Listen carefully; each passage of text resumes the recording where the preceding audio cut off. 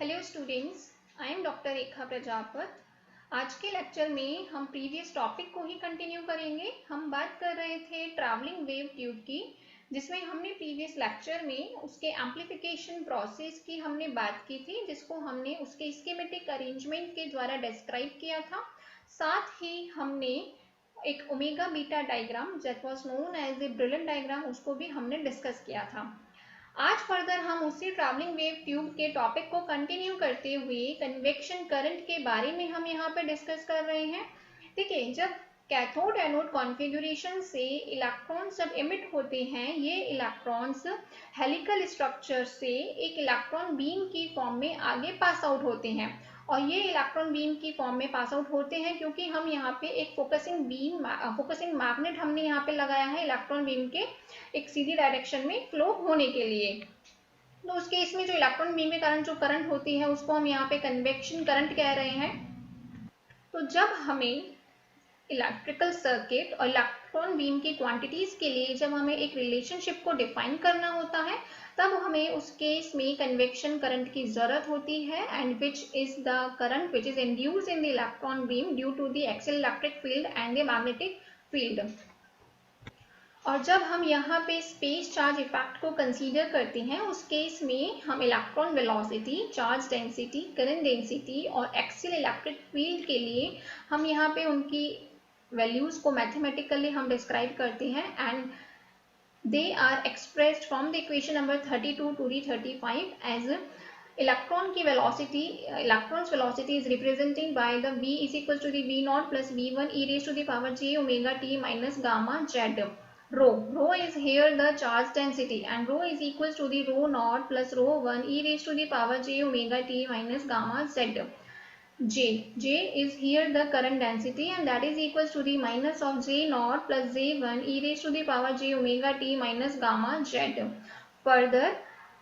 axial electric field which is applied in the direction of the z, that will be represented by Ez, that is equals to the E1 e raised to the power j omega t minus gamma z. So these are the four quantities which have been mathematically described here for the helix traveling wave tube: electron velocity, charge density, current density and axial electric field. यहाँ पे आप देख सकते हैं हमने कुछ terms को use में लिया है। Here gamma is the propagation constant of the axial waves, and this gamma is equals to the alpha E plus J beta E. हम जानते हैं कि gamma which is the propagation constant is made up of the combination of the attenuation constant and the phase constant. So gamma is equals to the alpha E plus J beta E. Further आप यहाँ देख सकते हैं कि जब हमने यहाँ पर करंट डेंसिटी की बात की है, तो उस केस में हमने यहाँ पे minus J not sign inculcate किया है, because this minus sign is attached to the J not, because J not may be positive when we are talking about the negative Z direction. Further, अगर हम यहाँ पे small signal की बात कर रहे हैं, तो उस केस में electron beam current density can be written in the form of the J is equals to the rho into the V, and that will be is equals to the minus of J naught plus J1 e raised to the power j omega t minus gamma z. यहाँ पे आप देख सकते हैं हमने J naught को लिखा है, and that is J naught is equals to the rho naught into the V naught, and here J1 is equals to the rho 1 V naught plus rho naught into the V1. We have replaced here these values.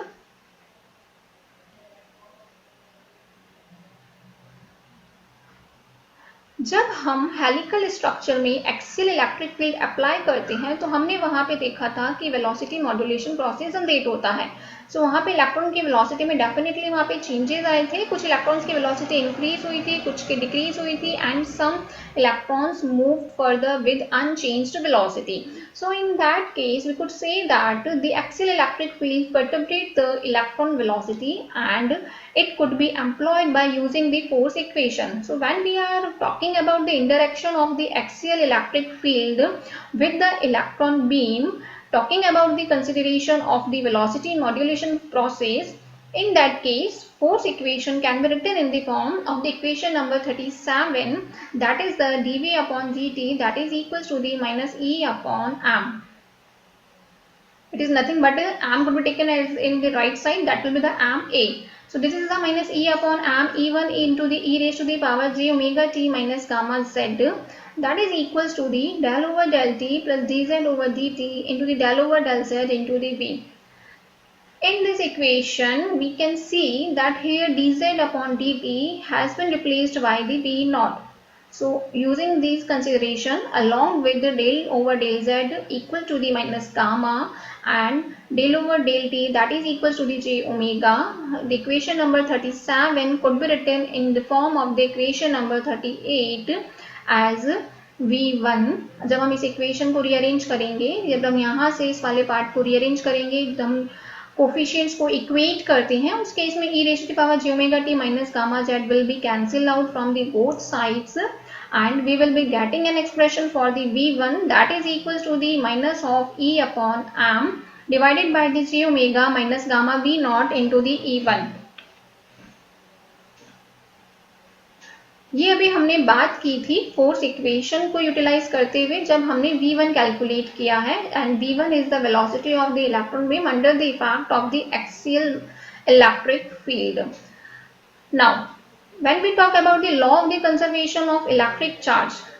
उस case में हम continuity equation की बात करेंगे and that continuity equation can be written as del dot j plus del rho over del t. Here on putting the value of the rho, as we have already discussed earlier, del dot j will be is equals to the minus of the gamma j1 plus j omega rho 1 into the e raised to the power j omega t minus gamma z, that will be equals to the 0. This equation could be followed by using an expression for the rho t, that will be is equals to the minus j omega j1 upon omega. When we use the equation number 38 into and 40, then we will be having an expression for the j1 will be the, so j1 will be the rho 1 v naught plus rho naught into the v1. So जब हमने j1 की इस equation के अंदर equation number 38 और equation number 40 को जब हमने यहाँ पे पुट किया है, तो हमें यहाँ पे J1 के लिए एक सिंप्लीफाइड एक्सप्रेशन मिलेगा. Then J1 will be is equals to the J omega upon V not into the E upon M into the J not E1 upon J omega minus gamma V not square on. So इस प्रकार से जब हमने यहाँ पे equation number 38 से V1 और equation number 40 से हमने रो 1 की वैल्यू को जब हमने इस इक्वेशन में पुट किया है, तो हमारे पास में एक सिंप्लीफाइड एक्सप्रेशन आता है J1 के लिए, that is in terms of the equation number 42. यहाँ पे हमने माइनस J नॉट को लिखा है rho not into the V not which has been replaced here. अब अगर हम ये कह रहे हैं कि जो एक्सियल इलेक्ट्रिक फील्ड है that is uniform over the cross sectional area of the electron beam, उस केस में जो स्पेशल AC करंट है I that will be directly proportional to the DC current I not with the same proportionality constant for J1 and J not. So in that case convection current in the electron beam will be given by, so here we are talking about the convection current which is due to the electron beam under the impact of the axial electric field, that will be the I, that is equals to the J into the beta E I naught upon twice of the V naught J beta E minus gamma square into the E1. Here we will not go through for the derivation of this convection current. Here we will directly using this expression for the convection current. यहाँ पे हमने जो beta E की value ली है, that beta E is equals to the omega upon V not and that is known as the phase constant of the velocity modulated electron beam, and small V not is equals to the under root of the twice of E upon M into the V not.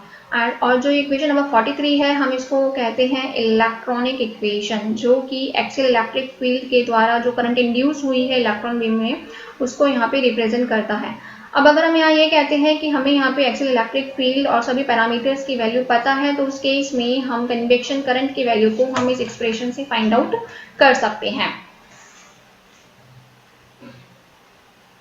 सो अभी हमने बात की थी convection current की, अब हम आगे बात कर रहे हैं एक्सियल इलेक्ट्रिक फील्ड की.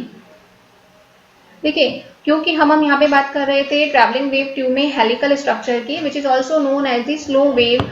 स्ट्रक्चर। सो जब हम कन्वेक्शन करंट की बात कर रहे थे under the effect of the axial electric field, so हमने यहाँ पे जो कन्वेक्शन करंट के लिए एक फॉर्मूला डिराइव किया था, तो हमने वहाँ पे देखा था इलेक्ट्रिक फील्ड का कंपोनेंट वहाँ पे एग्जिस्ट कर रहा है। फर्दर ये जो कन्वेक्शन करंट है which is induced in the electron beam, it also induces an electric field in the slow wave circuit. हम ऑलरेडी वहाँ पे एक इलेक्ट्रिक फील्ड हमने अप्लाई किया था, but this convection current also induces an electric field in the slow wave circuit and this induced field adds to the field already present in the circuit. कहने का meaning यहाँ पर ये है क्योंकि हम ऑलरेडी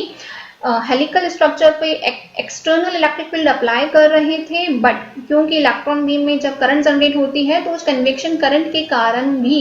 एक एडिशनल इलेक्ट्रिक फील्ड जनरेट होता है। So this additional electric field is added to that field which is already existing across the tube and this field causes the circuit power to increase the distance. तो यहाँ पे हमने coupling relationship which is showing between the electron beam और slow wave helix is shown in this figure. You can see that this is the electron beam, this is the current, original current I and plus del I over del Z into the dz, and this is the equivalent circuit of this slow wave helix. You can see this is the distance of the dz to whom we are talking about that. देखिए, जब भी हम इस type के structure की बात करते हैं तो हम स्लो वेव स्ट्रक्चर को हम एक लॉसलेस ट्रांसमिशन लाइन की फॉर्म में रिप्रेजेंट करते हैं। तो यहाँ पे जो हमने एक फिगर रिप्रेजेंट किया है ये वही लॉसलेस ट्रांसमिशन लाइन के लिए हमने रिप्रेजेंट किया है हेलिकल वेव स्ट्रक्चर के लिए। और जब हम इस प्रकार के स्ट्रक्चर की बात करते हैं तो हम उसमें कुछ पैरामीटर्स को हम यहाँ पे इंट्रोड्यूस करते हैं and those parameters are like as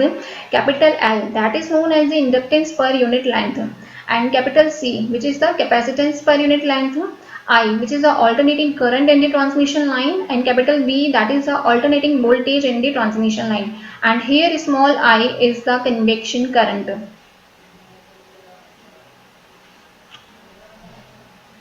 अब क्योंकि हम ये जानते हैं कि जो ट्रांसमिशन लाइन है उसमें this line is coupled to a convection electron beam current and a current in the induce in the line. यहाँ पे आप देख सकते हैं कि हमने फिगर में यहाँ पे करंट के लिए एक एक्सप्रेशन लिखा है that is I plus del I over del Z into the dz। देखिए, जब हम बात कर रहे हैं कि करंट जो है वो लेफ्ट डायरेक्शन में फ्लो हो रही है और उस केस में अगर हमने बात करी है इस dz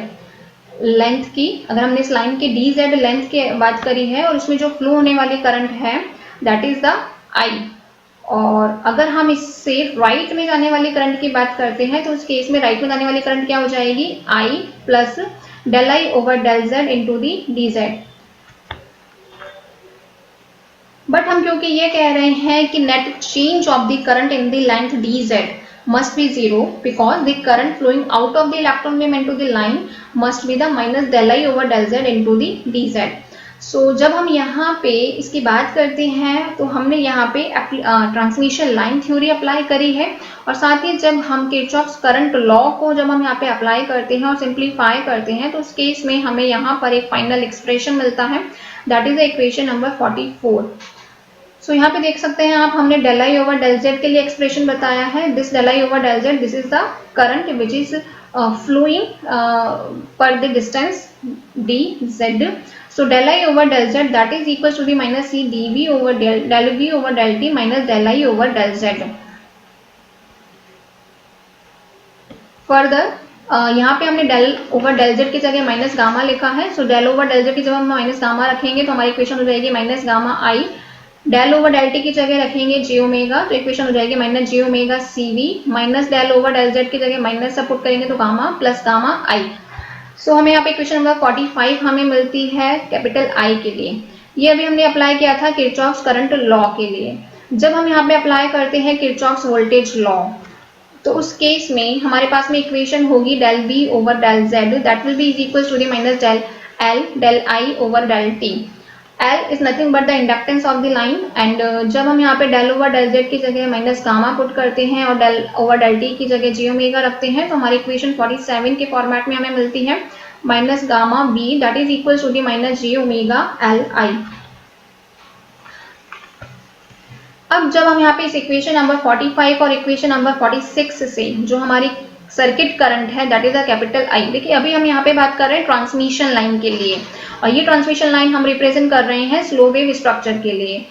तो जब हम बात कर रहे हैं स्लो वेव स्ट्रक्चर के लिए इक्विवेलेंट ट्रांसमिशन लाइन की और उस ट्रांसमिशन लाइन जो कि एक इलेक्ट्रिकल सर्किट की फॉर्मेट में है और उस इलेक्ट्रिकल सर्किट के लिए हम यहाँ पे सर्किट करंट आई की बात कर रहे हैं और उस करंट आई को हमने इक्वेशन नंबर 45 और इक्वेशन नंबर 46 से जब हमने देखा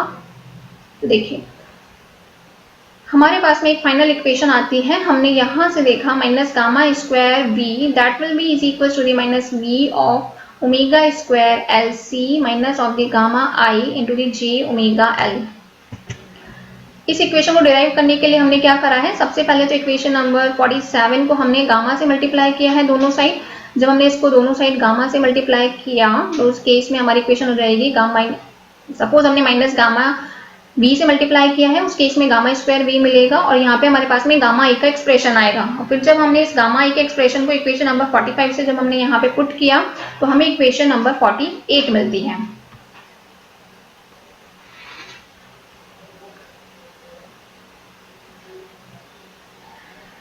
अब क्योंकि हम यहाँ पे देख सकते हैं कि हमारे पास में एक एक्सप्रेशन आ रहा है i के लिए भी,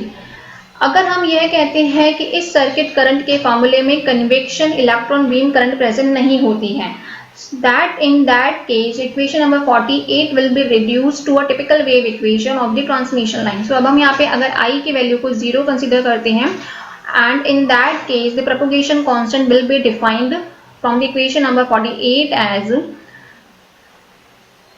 तो उस केस में गामा नॉट की वैल्यू क्या हो जाएगी J omega under root of L C, क्योंकि हम यहाँ पे क्या करेंगे स्मॉल आई की वैल्यू को जब हम 0 के इक्वेट कर देंगे, तो जब हम स्मॉल आई की वैल्यू को 0 के इक्वेट कर देंगे तो हमारे पास में एक्सप्रेशन बचेगा gamma square V that is equal to the minus V omega square L C. V दोनों साइड से कैंसिल हो जाएगा और यहाँ से हम गामा को लिख सकते हैं गामा नॉट, क्योंकि हम यहाँ पे एक पर्टिकुलर केस कंसीडर कर रहे हैं that is for the convection current is equal to the 0, then gamma naught will be the minus of that is j omega under root of L C. और अगर हम हमें यहाँ पे उस ट्रांसमिशन लाइन के सर्किट के लिए कैरेक्टरिस्टिक इम्पिडेंस की वैल्यू बतानी होगी, so that characteristic impedance value that will be the Z naught represented by the Z naught will be equal to the under root of the L upon C।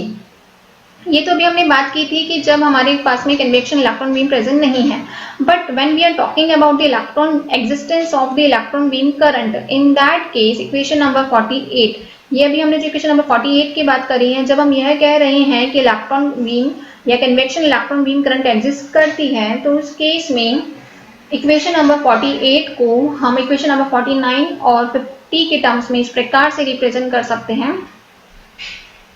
देखिए यहां से हमें equation number 49 से हमें gamma not की value मिली है, तो जब हम यहां से इक्वेशन नंबर को 49 और 50 को जब हम 48 में यूज लेते हैं तो उस केस में हमारे पास में एक v के लिए फाइनल एक्सप्रेशन आता है।